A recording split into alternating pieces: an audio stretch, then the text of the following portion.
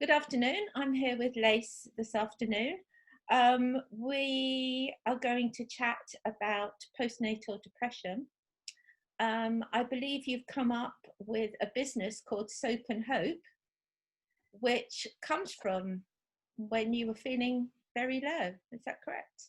Yeah, so I suffered with postnatal psychosis, which is like um, almost some describe it as the next level of postnatal depression. So Right. I suffered with postnatal depression first, Okay. and it led to psychosis. So I was treated with psychosis, which is obviously a very scary, horrible time. And very long story short, I ended up in a mother and baby unit. And once I started to get better, I then used soap making as an escape, and I Mhm. used it as a way to give me some hope again, I suppose. So I made loads and loads of soap, and it gave me a chance to sort of get away from the dark thoughts that I was living with 24/7. And yeah, it gave me an escape from that, and that's where Soap and Hope began. I started selling my soaps to family and friends, and it's just grown from there. Have you been interested in these sorts of things before with soap or Never. no? Never. I, From no, I mean, when I was in the mother and baby unit, there's so many activities there to do, and pottery making was one of them, like colouring in, drawing, all the normal stuff. But then there was so much random things as well, and I tried so many things that I really enjoyed and really heartfelt wanted to do, and nothing really hit it until I found soap making, and I was like, oh, why have I never done this before? I love it. right. And is Yeah. it a difficult thing to start getting into? Was it Not really. No. I mean, they had all the supplies and everything in the unit anyway. hmm. And I think it's just experimenting, really. I had a few dodgy soaps where I put like a strawberry in a soap, and then the strawberry rot over time, so the soap went a bit manky. So a bit of experimenting, definitely. But yeah, no, it's definitely not a hard thing to start doing. So you found this as a way of taking your mind away from how you were feeling. Yeah, yeah. So, as I said, I was very suicidal. I had some horrendous thoughts towards the baby as well, hence being in a mother and baby unit and being looked after, around the clock. And so, whilst you're there as well as lots of intense therapy, that sort of thing. So, yeah, that was my escape. It was the only way that I could sort of switch off those dark thoughts and think about what fragrance I was going to put in a soap, or what soap, what this would do for somebody's skin, what as opposed to those dark thoughts that I was really feeling. It just let me have that space to be able to say, I don't want to think like that right now. I'm concentrating on this. And that's it, almost became my obsession because it was the only thing that would stop those dark thoughts, really. Because this is something we don't really hear about, isn't it? We don't really talk about it that much No, either. I remember no. when I had first had my son, and I struggled because I thought, ridiculously, that I was going to be like the women in the magazines. I'd be all lovely, pushing the pram, and everywhere would Yeah, be the sunshine, yeah, and it'd be wonderful. And when it definitely. wasn't quite like that, I was quite, Yeah. And I think that's something that I do with Soap and Hope is, as much as I make soaps and do all the lovely things like that, the main sort of goal of it is to help other women and to raise awareness and stop the stigma of postnatal mental health. Because I was very much the same. I think that that this country almost provides this picture, and the media provides this picture of mums that we should be, and like you said, pushing the pram and being like the women in the magazines. And I think social media has a massive part to play in it as well. But reality is it's not like that. And my baby was early. I was in NICU for the first 6 weeks of his life, and also he had severe allergies as well, so I was stuck with a screaming child 24 hours a day that would not stop crying, and also had the difficulties of being early as well. So that picture was not perfect for me at all. And so I just want to be able to tell women, actually, not just women, not just people that are expecting, but just everybody, that actually it's quite normal to feel a bit bad after having a baby. And it is normal. But your it's not hormones spoken are about. all over the place, aren't they? Your hormones are Exactly. everywhere. Exactly. Um, I remember waking up and looking at him, thinking, "Is that mine?" Yeah. You Yeah. know, Yeah. oh my God, that's mine. Yeah. And it's the It's so truth. normal. Yeah, it's so normal to feel like that, because it's, you know, I don't know anything about scientifically proven stuff, but it is actually proven that your hormones are just everywhere after having a baby. And mix that with a lack of sleep and you know, this crying baby that is now your responsibility, that's massive. And if that's not going to cause any form of mental health issue, then I don't know what is. No. Did So you have support around you? I was very lucky actually, and I am very lucky in that I have an extremely supportive family, some amazing friends. But also, I was very lucky to get into the mother and baby unit, because there are only a few around the country. Um, there's one in Winchester and there's one in Bournemouth, which is where I was in Bournemouth. And so, and so I was very lucky in that once my husband discovered that this was far beyond postnatal depression, this was something that's a lot more serious. That's when he literally picked me up one day, took me to the doctor's surgery, and I was in the mother and baby unit the same night, which is practically unheard of, because normally the waiting lists for these are like 3, 4, 5 weeks. So That's been yeah, quite frightening for him as well. He must have been exactly, yeah. terrified of what's going on. Yeah, definitely. He was my rock the whole way through, along with my mum, who came to stay with us and help him and me. But yeah, he was absolutely terrified, because he just believed that I was not feeling great after having a baby, and that's, you know. And then when it expired, when it grew from there, and when I started seeing these visions and all these scary things were happening to me, but nobody else could see them. I think at first he was like, I don't really know what to do with this situation. But then when it hit the point where I was saying, I need to end my life right now, um, obviously, from an outsider point of view, that's terrifying. Mm. Yeah. Yeah, because we're told to prepare ourselves for baby blues, aren't we? Yeah. We're told that. We're told, oh, you know, you might have a few days where you're, um, but this is totally not This is totally that. different. It's a different league. Yeah, definitely. And I think the baby blues is underestimated as well, and it's underspoken about. They say that you might feel a bit teary and things like that.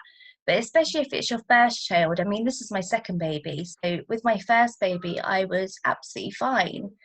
And okay, I might have had a bit of the baby blues, if that's what we call it, but I was absolutely fine. So I knew what to expect. And when I had this was far beyond the baby blues, and I never accepted him as my own, and I Mm. never wanted him.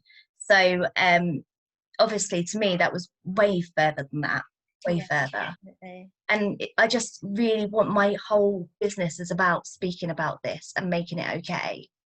So you want now to start groups to get other women to talk about it and come together. Yeah. So I've always shared my story along with my business, Soap and Hope. And I always say to other, you know, from the very beginning, actually, I had lots of women come to me who I've known for years who have said, actually, I felt like that, but I was too ashamed to tell anybody. And I'm so happy that you've now spoken about it, because it gives me a chance to talk about it. And I just felt so humbled by that. And I've had so many messages like that. You know, so many people have said that I've helped them be able to speak to other people about it. A lot of people have come to me because they don't know who to talk to about it. And I've always welcomed that. And then very recently, I've always wanted to help other women, really. But now that I feel like I am in a brighter, better place, and that I am a lot more stable, I want to be able to support other people in the way that I was supported. Yeah. And just give them a chance to speak about it without being judged, without, you know, I've been there and I've probably said those things a lot worse, and I've been in every situation that I believe is pretty dark. So, you know, there's no judgment, there's no, it's just basically just an ear to chat to. And I want to be able to offer that service to anybody that might have been touched by mental health illness, especially postnatally. So how do you see the soap making and the support working together? How do those two, how do you see them coming together? Well, I think at first it was very, very separate things. So soap making for me was my recovery, and sharing my story was just something I was doing to try and raise a bit of awareness, but I was still quite cagey about it. Whereas now I share openly. I do live videos weekly on my Facebook page and speak openly about what happened to me, to be able to help other women come forward about it, or just to get the support. And so now they've sort of come together without even realizing it. But along with selling the soaps and doing those lovely things that I do, I offer that support. And I can now send my products out. And when I send my products out, I send a little bit about my story as well. So there's a chance for them to get in contact with me. And in the long future, I'd love to be able to host some sort of like mum groups where we can come together and maybe make some soaps together, or make some candles together, and just have a chance of a non-judgmental, just a chat and just an event, really. Yeah. So have you already started a peer group? Not yet. Well, we have our first peer group on Zoom tomorrow night. So it's called Mums at Zoom, and I've invited a lot of people that have spoke to me in the past about their mental health, and I've invited them along, and we're just going to have an open chat. There's no real agenda as such. There's a few games, and just to make it a bit fun. But the sole point of it is just to have a bit of socialisation as well, because obviously in the times that we're in, mother and baby groups are non-existent. And those poor mums that have all had a baby during this lockdown and not being able to get out and have that social, care and support, I just feel really for them. So I want to be able to offer something, even if it's just a little chat. Yeah, because a strange fact I heard yesterday was that it's actually the Royal Ballet, a lot of their dancers have taken this opportunity in lockdown to have babies. Oh, okay, yeah. Because they're not dancing at the moment. Yeah, of course. But the downside of it at the moment is there's also no support. There's very little support for very a little new mum who's just had a baby, because not even their mum can pop round and help them. I know, I can't even imagine going through what I went through in this lockdown. I can't even begin to imagine. So if anyone is even feeling just slightly low, to be able to have support from me, or if they need more professional support, I'd be able to sort of signpost them onto the right people. Yeah, but with other charities, have you contacted any other? Yeah, so I work with APP, which is Action Against Postpartum Psychosis. And they are quite a small charity. They're based up north, so they don't really have much support down here as yet, but they're growing. And they have a really amazing social board where you can go on and have a chat, and it's like a forum, so you can just have a chat about anything you want to, really. And there's all the volunteers on there are people that have had psychosis themselves. So it's all peer support based, which I believe is amazing. So yeah, they're a really incredible charity, but like I say, not very heard of. And because postnatal psychosis is very rare, it happens to, they say, 1 in 1,000. So because it's quite rare, there isn't much support out there, but this charity can give you the ultimate support for postnatal psychosis. Right. So I've worked very closely with them. I've also done my peer support training with Mind as well. Okay. And yeah, so Mind are an amazing charity as well that help with any form of mental illness. Yeah, I've not long had a friend of mine was quite unwell mentally, and they use Mind. They were wonderful. Charity. Yeah, they really are. I think going back to when you first have your baby, it just throws you around, doesn't it? Just totally, you don't know where you are, and I can't imagine not being able to have any family or I can't even imagine it. No, and my husband's a key worker as well, so to be able to not have my husband around, not have my mum around, and be feeling low as well, I can't even imagine. So if anyone out there is feeling like that, then I'd really like to be able to support them and just hope them a bit of hope and a bit of sunshine somewhere. Tell us a little bit about your soaps then. What are they naturally made? So they're all melt and pour based. So they're all natural, all vegan, SLS free, paraben free. So they've got no harsh chemicals in them or anything. And so I've got that's how it all began, is the soaps. And they've grown massively from where I started, as in putting a rotten strawberry in a soap. They've now grown massively. And so I have 11 flavours. I like to call them, I hate calling them scents. I feel like that makes them fragrance, and they're not. Mhm. And I now also do candles, bath salts, lip balms, Oh, and wow, you've paper got soaps. quite So a it's range expanded. then. Yeah. So yeah, it started with the soaps, and now I feel like I've got the best I can out of them. I always experiment, and I'm always doing other things, but I now also sell a bit of a range. So I have the candles and the lip balms, paper soaps. So yeah, it's got bigger. Yeah. Yeah. So do you, if you have sensitive skin, are these things good for if you've got sensitive skin? Yeah, so I have quite sensitive skin, but my mum has extremely sensitive skin, and she always found that just a normal off-the-shelf soap bar contains all these parabens and SLS and things like that.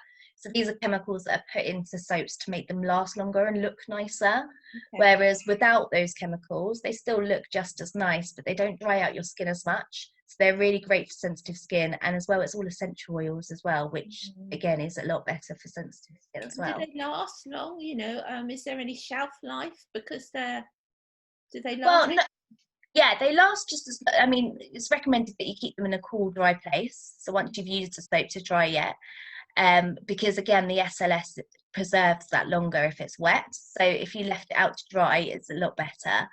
And but the shelf life on them is about 2 years. So they still last a long time. Yeah, you should be able to use it within 2 years, shouldn't you, I'd really? hope so, yeah. And do they Yeah. smell nice? Because I can Yeah. imagine having them in your bathroom would be. Yeah, they smell amazing. And because I do the same sort of scents or flavors, as I like to say, in all of the ranges, so in the bath salts, the candles, lip balms, everything, often I have people that buy one of each of the range of all the same flavor, if that makes sense. They've got a candle in their bathroom along with their soap, along with their bath salts. They say as soon as you open the door, Lovely. it's just it's safe and hope picture.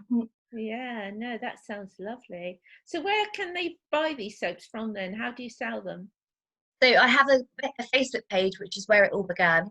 Now I have a website, and so you can buy them directly from the website, and or you can contact me through Facebook if there's anything really that you'd really like that maybe I haven't sold. But like I say, I'm always experimenting. So if there's something that you'd really like Mm. that's not on the website, then definitely ask because I would love to make something new. I love it. And yeah, my website is where you can get the most of it. And what's the name of your website? So it's soapandhope1.square.site. Okay. Hope and Hope One. Yeah. Right, dot square. And your Facebook, is that just Soap and Hope? Soap and Hope 1 again. Soap and Hope One. If you just type into Google, I am the top one on Google. So if you type into Google Soap and Hope, you'll see me there too. Oh wow, that's pretty cool as well, being at Yeah, the top of Google. yeah. So so any big plans for the future then? Any sort of promises or anything that your big goals? Yeah, well, obviously I feel like when I started this it was just a hobby, but now it's grown into my life and it is Your my husband passion. must be, and And your mum must be super proud of you, aren't they?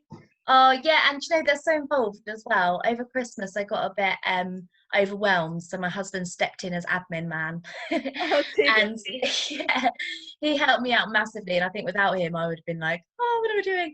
But yeah, and my mum, bless her, my mum lives in Kent, so she lives quite a way away from me. And she's actually at home at the moment experimenting with new stuff because she's off of work and not being able to do a lot. So she's got loads of ingredients and loads of things that I've sent her, lots of instructions, Get to and work, she's mum. now Come making on. some new stuff. She's having the time of her life. She loves it.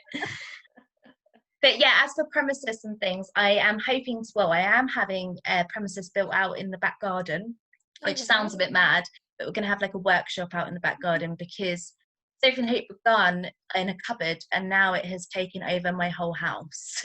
So as you can imagine, my husband's like, it needs to get out now. It's just Yeah. taken over too many cupboards and too much of my house.